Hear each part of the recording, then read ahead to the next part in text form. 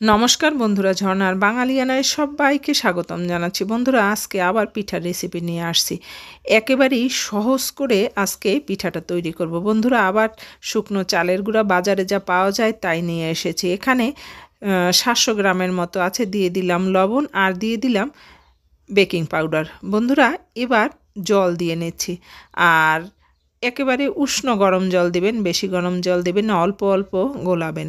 আর যারা একেবারেই নতুন, কখনো পিঠা বানাননি, তাদেরকে বলবো যে একেবারে আস্তে আস্তে জল দিয়ে দিয়ে গোলায় নেবেন। আর প্রথমবার একটু ঘন ঘন করে গোলাবেন। এবার আমি চলে আসলাম চুলার কাছে। যে জন্য পিঠা ফোলে না তার মূল কারণ হচ্ছে বন্ধুরা সাজ গরম করা। আমি পিঠাটা গোলানোর সাথে সাথেই, শেষ হওয়ার সাথে সাথেই আমি সাজটা চুলার পরে বসিয়ে দিলাম। আর এদিকে আমি ভর্তা তৈরি করব। আজকে শিম ভর্তা দিয়ে আমি এই পিঠাটা খাবো। সেই জন্য শিম ভর্তা তৈরি করার জন্য দিয়েছি শিম, কাঁচামরিচ আর রসুন। বন্ধুরা, এটাকে ভালো করে ভাজবো, একেবারে লো আঁচে ঢাকনা দিয়ে দিয়ে ভাজবো। আর বড় সাইজের একটা পেঁয়াজ দিয়ে দিলাম। আর এটা হাই হিটে ভাজা যাবে না, একেবারে লো হিটে আস্তে আস্তে করে ভেজে নেবেন, লাল লাল করে ভেজে নেবেন। শিম ভর্তা দিয়ে পিঠা খেতে কিন্তু দারুণ লাগে। আসলে দোকানের জিনিসের কোনো প্রয়োজন হয় না, হাতের কাছে যা আছে আপনি তাই দিয়েই পিঠা খেতে পারেন। আর এগুলো আমি মিক্সচারে করে দেব। বন্ধুরা, শিল পাটারও দরকার নেই। আসলে শিল পাটায় বাটলেই যে ভর্তা খুব টেস্ট হয় তা কিন্তু না। আমরা হোটেলে অনেক ভর্তা খেয়ে থাকি, এত ভর্তা কিন্তু পাটায়, শিল পাটায় বেটে তৈরি করতে পারে না। লবণ দিয়ে দিলাম, সামান্য একটু জল দিয়ে দিলাম, তারা কিন্তু মিক্সচারে এই ভর্তাগুলো তৈরি করে।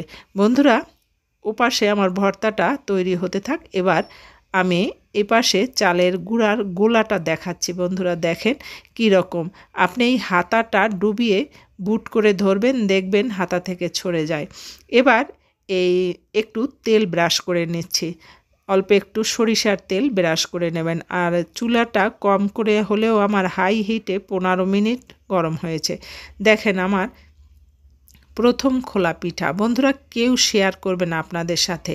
এই সাজের পিঠা গ্যাসে তৈরি করতে গেলে কিন্তু আসলে একবারে ফোলে না, আপনাকে ঘুরিয়ে ঘুরিয়ে দেখতে হবে। দেখেন আমার এক পাশের পিঠাটা কিন্তু আদৌ ফোলেনি। আর 3টে পিঠা ফুলেছে, 2টো পিঠা ফোলেনি। এবার আমি শ্বাসটা আবার ঘুরিয়ে আর একদিক ঘোরায় তারপরে পিঠাটা দেখব। দেখেন একটা পিঠা ফুলেছে আর 2টো কিন্তু আদৌ ফোলেনি। এবার আরও একবার দিয়ে আপনাদের দেখাচ্ছি কিভাবে আসলে বুঝবেন যে পিঠা কোনটা ফুলবে। দেখেন এবার কিন্তু ডান পাশেরটা ফোলেনি, বাম পাশেরগুলো ফুলে উঠেছে। বন্ধুরা, এভাবে প্রত্যেকবার একটু ঘুরিয়ে ঘুরিয়ে দেখবেন, 2-3বার দেখলেই দেখবেন পিঠা আঁচটা ঠিকভাবে আসলেই পিঠাটা ফুলে ওঠে। আর ঠিকভাবে আঁচটা না পেলে কিন্তু আসলে ফোলে না। চুলায় পিঠা বানাতে গেলে কিন্তু সব দিকে তাপটা সমানভাবে লাগে, আমাদের গ্যাসের চুলায় কিন্তু সেরকম লাগে না। আমি আরও একবার দিয়ে দিচ্ছি। দেখেন বন্ধুরা, এবার কিন্তু আমার সব পিঠাগুলো ফুলে উঠেছে। এইভাবেই আপনারা আস্তে আস্তে করে সব পিঠা তৈরি করতে পারবেন। আসলে হাল ছাড়বেন না, চেষ্টা করবেন, বানায় খেয়ে দেখবেন। একবার যদি পারেন, বুঝতে পারেন, তাহলেই কিন্তু হয়ে যাবে। কোনো ঝামেলা লাগে না শুকনো পিঠার গুঁড়া তৈরি করতে। আমি আপনাদের দেখাচ্ছি। দেখেন আমার এই পিঠার মধ্যে ফোলা পিঠা আছে, ফোলা ছাড়া পিঠা আছে, এরকমই কিন্তু হবে। বন্ধুরা, একেবারে যে সবগুলো ফুলে উঠবে তা কিন্তু না। তবে যেগুলো ফুলে উঠেছে দেখেন কত সুন্দর জালি জালি হয়েছে। পিঠাগুলো খেতে কিন্তু দারুণ লাগে। বন্ধুরা, এভাবে তৈরি করে দেখবেন। আর এদিকে আমি যে ভর্তাটা করেছি সেটা এবার তুলে দেখাচ্ছি। এই শিম ভর্তা খেতে কিন্তু আসলেই দারুণ লাগে। পেঁয়াজ রসুন দিয়ে যদি এভাবে শিম ভর্তা দিয়ে আপনি পিঠা খান, আসলে দোকানে গিয়ে বসে থেকে সে পিঠা খাওয়ার প্রয়োজন নেই। আসলে দোকানের জিনিস পরিষ্কার করে রাস্তার পাশে বানায়, তারা কিন্তু অতটা পরিষ্কার করেও বানায় না। বন্ধুরা, ভালো লাগলে আমার এই রেসিপিটা লাইক, শেয়ার, সাবস্ক্রাইব করতে ভুলবেন না। অবশ্যই বলবো বাড়িতে একবার হলেও চেষ্টা করবেন তৈরি করতে। ধন্যবাদ সবাইকে যে যেখানে বসে দেখলেন।